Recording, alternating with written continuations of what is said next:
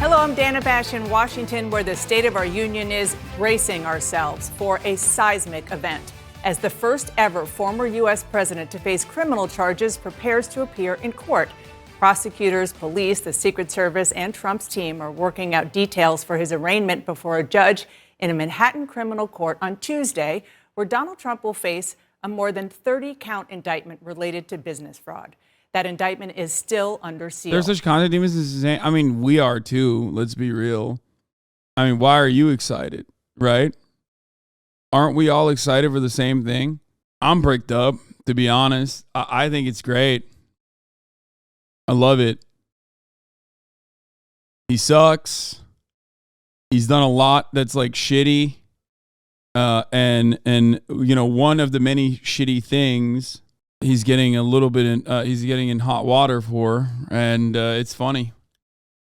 It follows District Attorney Alvin Bragg's investigation into a hush money payment by Trump's then personal attorney, Michael Cohen, to an adult film actress just before the 2016 election. In response, true to form, the former president is going on the attack, calling the indictment political, calling it a persecution, and using it to bolster his own 2024 presidential campaign. Well, here with me now is the former president's lawyer for this case, Joe Tacopina. Thank you so much for joining me this morning. I first want to ask you about what you know at this moment about the arraignment, how it's going to go. Walk us through what is going to happen when the former president shows up in New York. Well, then, I mean, in theory, it should be like the hundreds of other arraignments I've done in that building over the course of my career, which is you walk in, you see a judge. Let's go. You plead not guilty. You set a schedule, and you leave.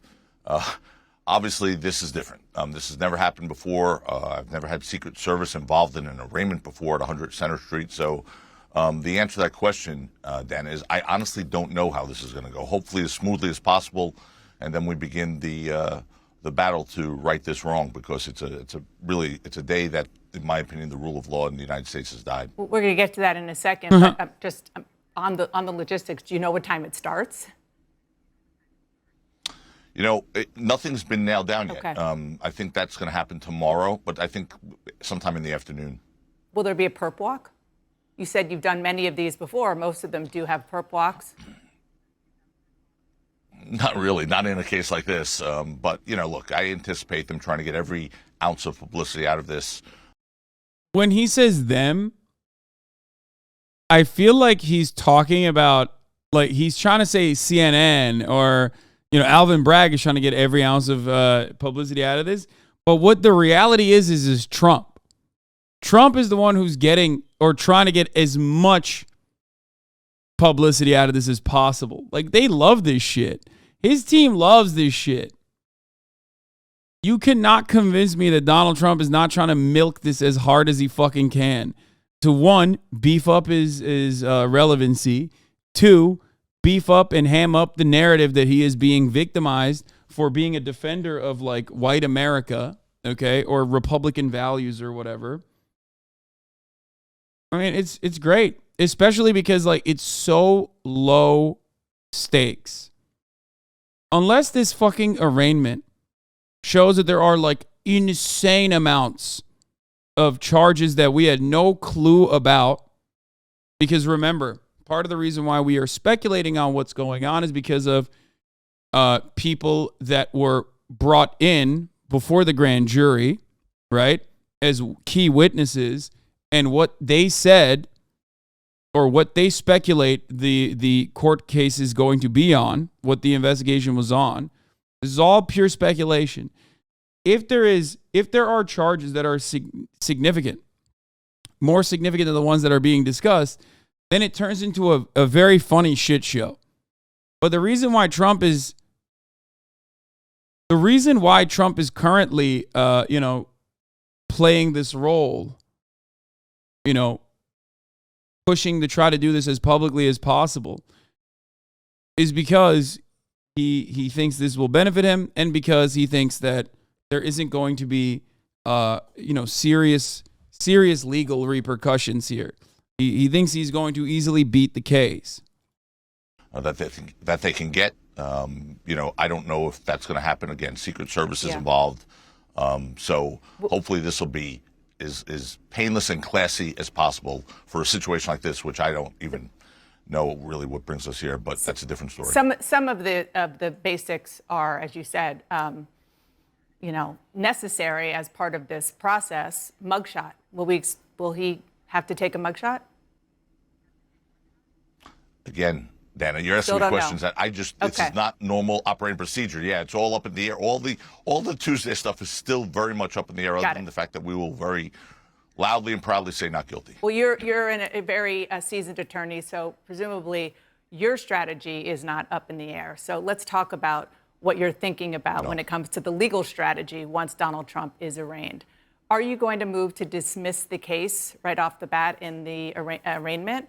And if so, on what grounds? Yeah, I mean, they've also raised $7 million. I think they raised $5 million the day that the indictment was announced. And they've raised $7 million since the indictment. Yeah. In the 24-hour time span that Trump basically said, they're coming after me, they're arresting me, they're going to arrest me, he raised $5 million in donations.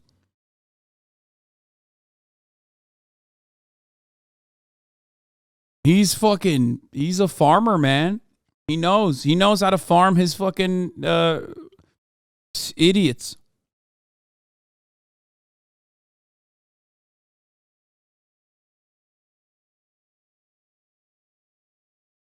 But yeah, Trump's decision to appear in person comes after weeks of negotiations between his team and the DA, with input from the Secret Service, NYPD, and other agencies. A Secret Service spokesman confirmed it had been meeting with the NYPD and state court officers the last couple of weeks regarding safety and security concerns for the courthouse, areas around the courthouse, and the appearance of the former president. The end product is a day in court that will have some characteristics of a regular arraignment with an overlayer of the type of security a former president gets at all times. I think the worst thing that could possibly happen in this regard is if, like, someone tries to Hinckley Trump and then he eats it, survives it, and then he's a legend. You know what I mean? Like, that would be a Bolsonaro type situation. Like, that would be actually really crazy. No, don't say inshallah, dude. I'm telling you. Because Ronald Reagan survived. Bolsonaro survived.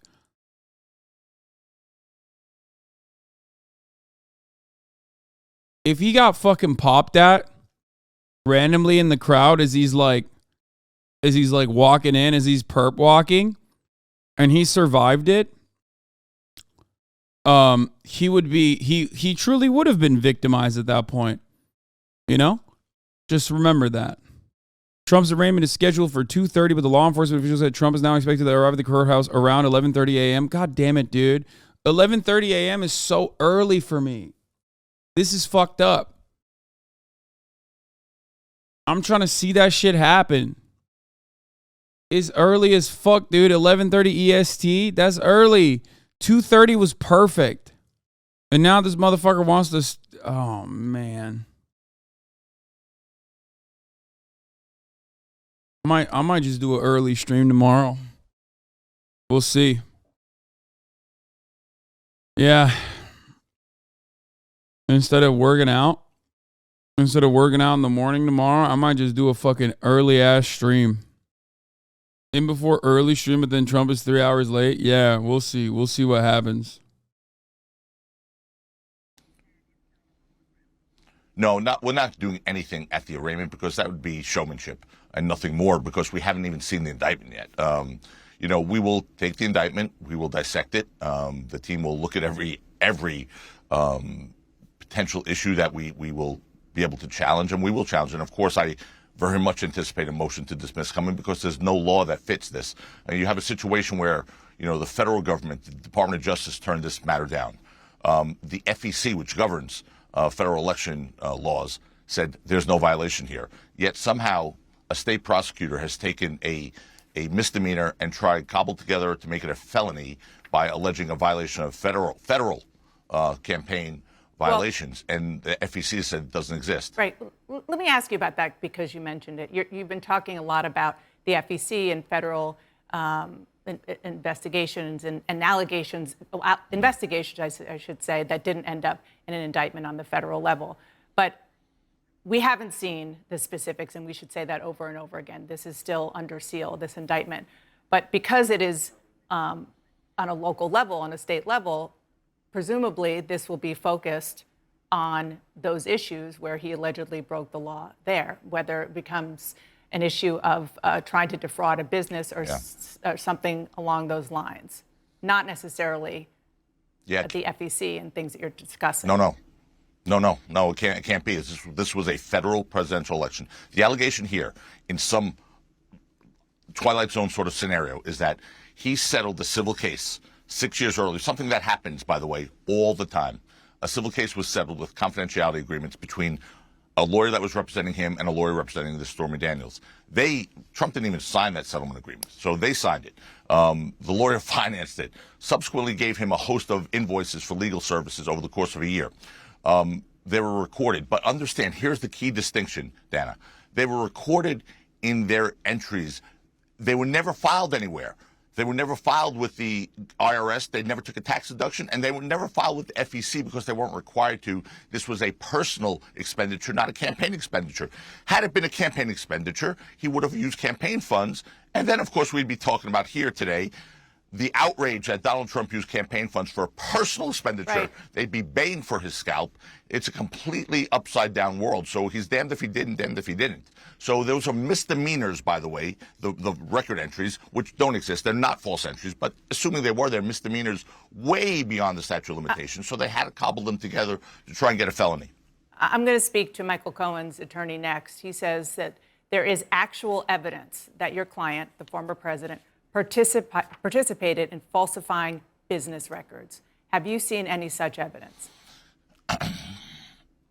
I know there's no such evidence. I mean, look, Michael Cohen's lawyer is spinning Michael Cohen's side. Michael Cohen is a pathological, convicted liar, perjurer. He's lied to banks, the IRS, Congress. Now he's saying he lied to the FEC when he sent that letter saying there was no campaign violation. I heard him on CNN the other day saying that when he pled guilty under oath, when he became a new man, he really wasn't guilty. He was forced to plead guilty. So that's perjury, if that's now true. He's someone who is constitutionally incapable of telling the same story the same way twice. Michael Cohen is like not a very strong witness for sure. But it is also weird that they're like shitting on him so much. I mean, I guess it's not that weird. They're like, he's now a bad guy. You know what I mean? He's no longer on Team Trump. So I'm not really worried about what Michael Cohen is saying on this. The records and the facts will speak for themselves. Okay, I want to ask about the judge that we believe is going to preside over the arraignment. The former president, your client, was lashing out against him. His name is Juan Merchan. And the former president said that the judge hates him and was handpicked by the DA for this case for that reason. Are you going to ask for a different judge? We are going to take the indictment, evaluate all our legal options, and pursue everyone most vigorously. This is a case of political persecution. Had he not been running for office right now, for the office of the presidency, which, by the way, the polls have shown since this has been announced, his numbers have gone up significantly. Had he not been running for presidency, he would not have been indicted. Well, but Had let's he been talk John about Smith, the judge. there's Let's no talk about the scenario judge. where he'd been indicted. My question is about the Sure. judge. Will you What about ask? the judge? Will you ask for a What's the different question? judge? Well, I just said we have to get the indictment, and then we'll evaluate every single legal maneuver. I have no issue with this judge whatsoever. Well, your client does. He says has that a very he's good reputation.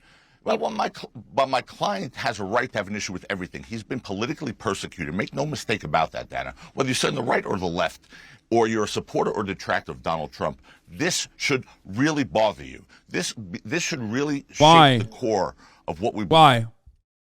Like they say this all the time, where it's like, even if you hate Donald Trump, it should bother you because what? Like if you violate the fucking law, like you might actually be prosecuted. That's what it is. That's the argument. Because like, yeah, that's kind of the case for everyone who violates the law. Like I don't really, like they keep fucking hamming on this narrative. Like, oh man, if you violate the law, you're gonna get prosecuted, guys. Everybody watch out. And it's like, Yeah, no shit, dude. No fucking shit. Yes. Of course, that's literally the case. That's the case for everybody. That's the case for normal people. When they violate the law, they get fucking prosecuted. Like, what do you mean this can happen to you? It already does happen. It happens every fucking day. Sometimes it happens in an unjustifiable manner, and people have no legal recourse. They don't get to make the time and the date on their arraignment. They don't get to choose to do a perp walk, even though they are given the opportunity to do a Zoom call instead. They don't have fucking cameras waiting at their beck and call. They don't have that shit. So if you're a Norman, don't worry. If you get in trouble with the law, especially, like, you're kind of fucked. You don't have any of the opportunities that Trump has to basically, dictate the terms of his own arraignment. However, having said that, there are still plenty of fucking people who think like, oh man, well, they're going after Trump because he loves me, he defends me, which is, of course, not real. Let's be fucking real. That's not the case. And but that won't stop people from believing that regardless. And then number two, and perhaps a little bit sillier, is that they would actually get in trouble if they were to violate the law. I believe our justice system should be about. It should not be weaponized to go after political opponents. So you don't believe this judge is biased? Out because he's the victim. I have no reason to believe this judge is biased. I've not been before him on this matter. So we have to let this process play out. Okay. I appreciate it. Hopefully we will get back to you as you do learn more about how the process is going to go on Tuesday. Thank you so much. Did Fox News melt this country's brain is a new Vice video? And that is true. We got Marjorie Taylor Greene's 60 Minutes interview, which is awesome.